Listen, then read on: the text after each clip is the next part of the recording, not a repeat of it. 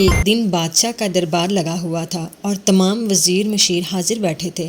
بادشاہ نے اچانک ایک پیغام تمام وزیروں، مشیروں اور عہدیداروں کو دیا کہ میں نے 3 دن ایک خواب دیکھا ہے۔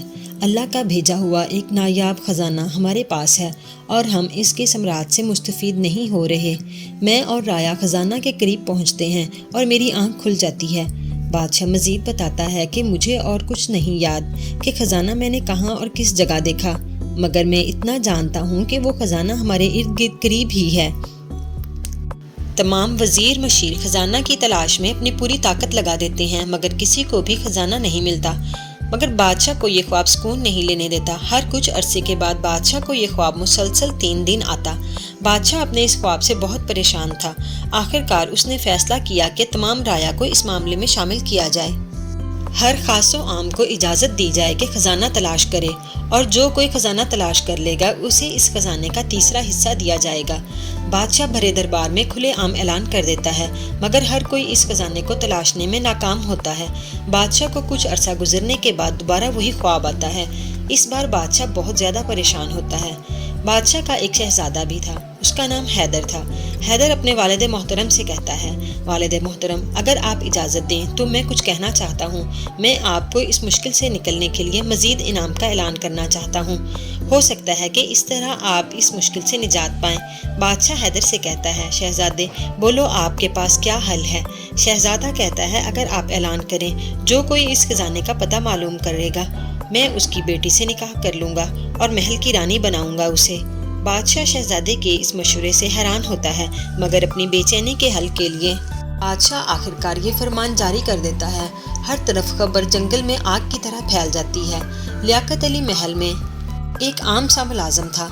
وہ اپنی بیٹی کو دیکھتا تو کہتا، میں تجھے اب محل کی رانی بنا دوں گا۔ تیری ماں جب زندہ تھی اس کی ایک ہی خواہش تھی اور وہ اللہ سے یہی دعا مانگتی، یا اللہ میری بیٹی کو محل کی رانی بنا دے۔ آج اللہ نے مجھے موقع دیا، میری بیٹی، میں اس کے لیے پوری کوشش کروں گا۔ لیاقت علی اپنے سفر کا آغاز کر چکا ہوتا ہے۔ وہ جنگل جنگل، گاؤں گاؤں اور پہاڑوں میں بادشاہ کا خزانہ تلاش کرتا ہے، مگر وہ ابھی تک ناکام تھا۔ وہ مسلسل ناکامی سے سخت مایوس ہو چکا تھا۔ سخت مایوسی کے عالم میں وہ ایک گھنے درخت کے نیچے سستانے کے لیے بیٹھ جاتا ہے۔ چمچم کی نظر لیاقت علی پر پڑتی ہے۔ چمچم چیونٹی اپنی دوستوں کے ساتھ وہاں سے گزر رہی ہوتی ہے۔ وہ لیاقت علی کو مایوس اور اداس پریشان دیکھتی ہے تو اس کے پاس چلی آتی ہے۔ لیاقت علی کیوں پریشان ہو؟ چمچم چیونٹی اس سے پوچھتی ہے۔ لیاقت علی حیران ہوتا ہے، ایک چیونٹی انسانوں سے کیسے بات کر سکتی ہے اور میرا نام بھی جانتی ہے؟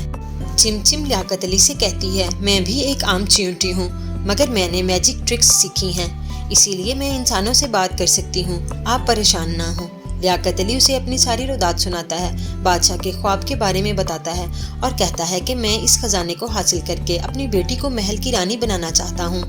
چمچم کہتی ہے، میں تمہیں جانتی ہوں، تم بہت ہی بھلے انسان ہو، میں تمہاری مدد کر سکتی ہوں۔ جیسے کہ خواب میں بادشاہ نے دیکھا ہے کہ خزانہ ہمارے قریب ہے، تو اس سے ثابت ہے کہ خزانہ محل میں ہے۔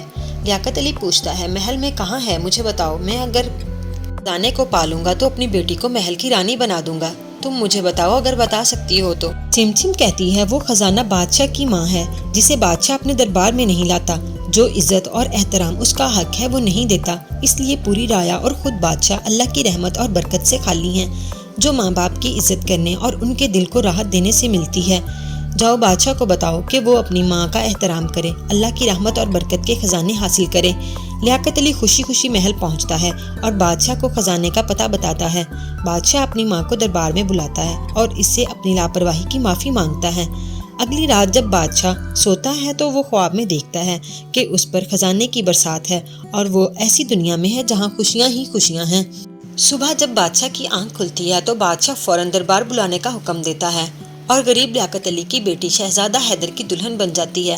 ماں باپ کو عزت و احترام دینے اور ان کے دل کو راحت پہنچانے سے دنیا اور آخرت دونوں میں برکتیں ہیں۔